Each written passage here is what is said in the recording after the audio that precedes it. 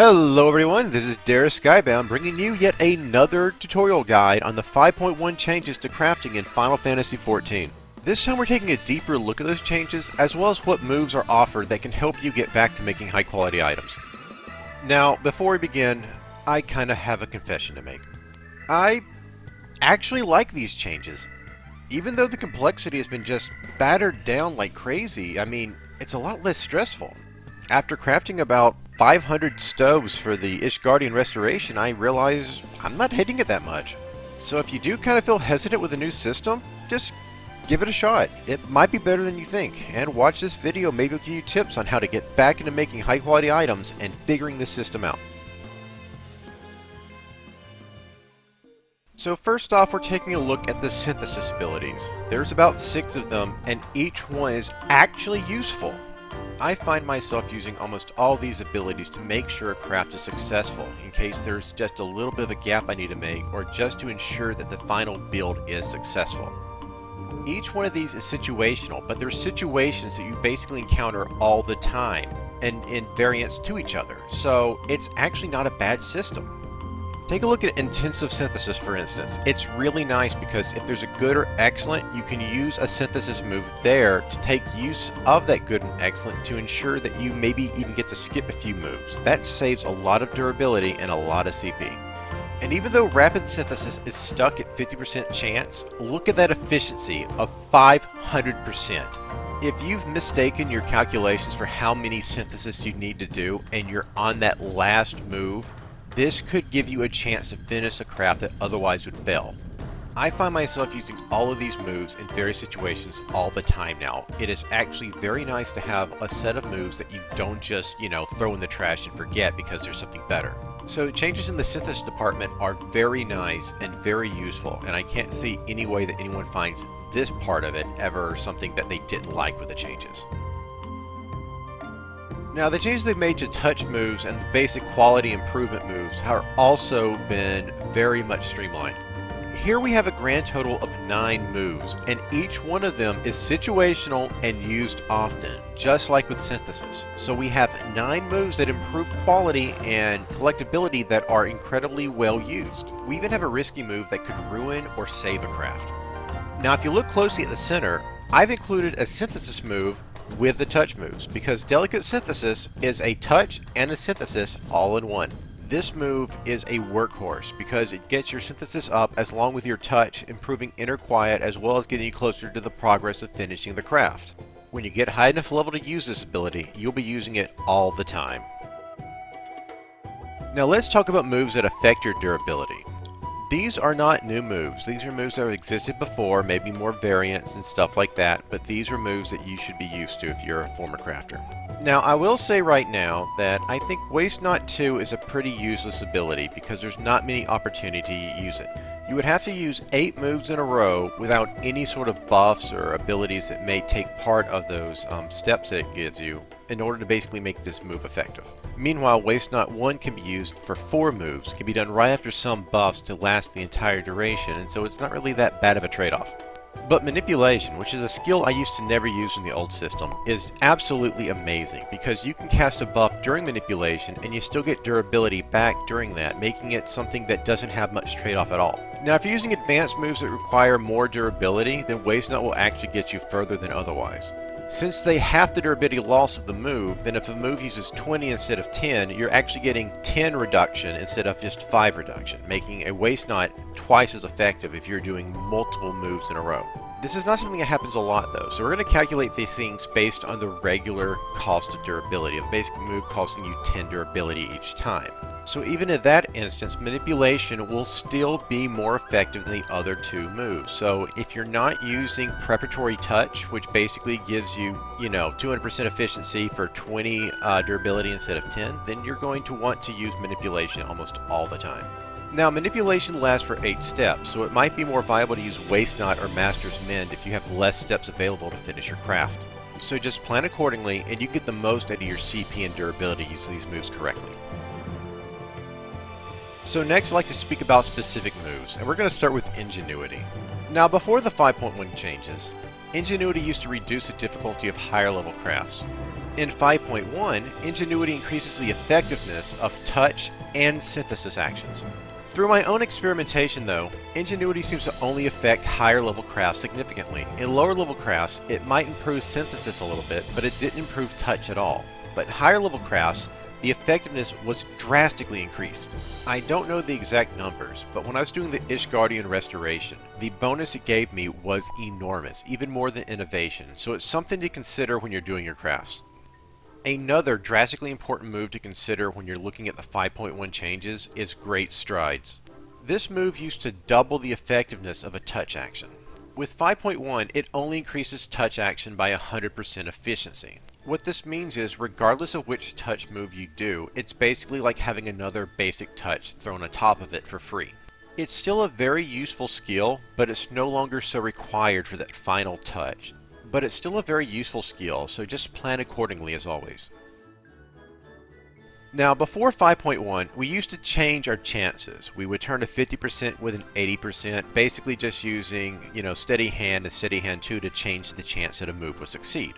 5.1 makes these skills a set success rate, and they also got rid of steady hand, which means that we can no longer affect how likely these moves are to succeed, so now they're risky maneuvers. These are no longer required to make your craft successful, but used in basically positions where you have no other chance. Hasty touch is good when you're low on CP, but you still have a lot of durability and just need a little extra touch. And rapid synthesis is used when you basically have undershot your synthesis and you need to push that 500% more to make sure you finish that craft, or at least have the 50% chance of succeeding. Patient touch, however, could screw up your chance for high quality, but it could also save it if you feel like you're not going to make it unless you have that extra inner quiet.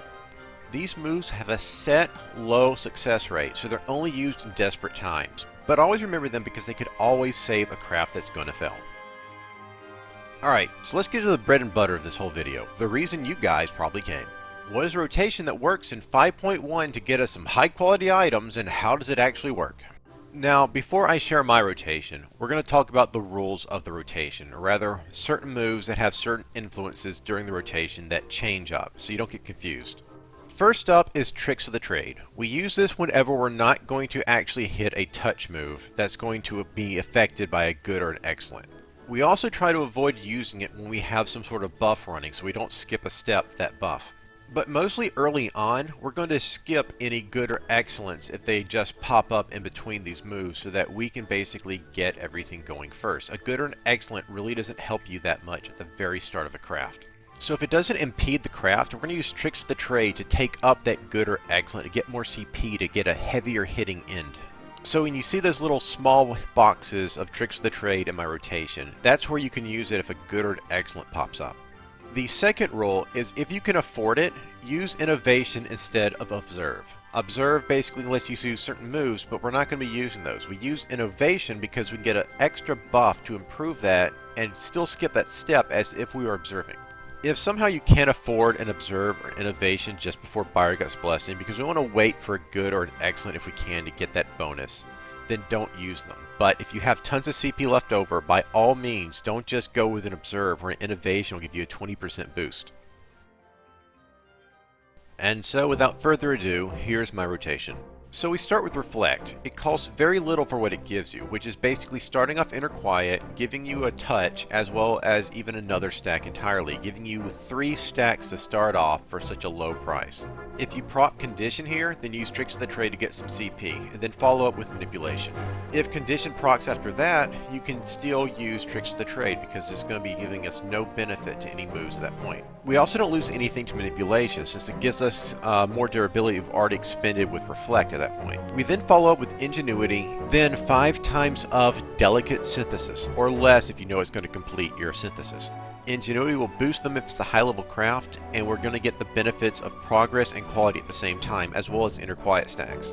If you can't do 4 Delicate Synthesis because it finished the progress, then use Basic or Precise Touch to fill in the gaps. If you proc Condition after all of that, then use Tricks of the Trade to get CP. Then use Great Strides. If you proc after that, then use Tricks of the Trade. If you get an excellent during that proc though, feel free to go ahead and skip and use Preparatory Touch. Otherwise, then we use Ingenuity and then Preparatory Touch. We then follow with Prudent Touch. Both those touches entirely give us 3 stacks. At this point, on a 60 durability craft, we should have 15 durability left.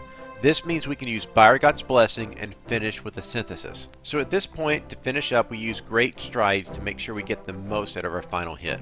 Now, if you have enough CP for Observe or Innovation, especially, then you want to try to use that to try to get a good or excellent proc for Beauregard's Blessing.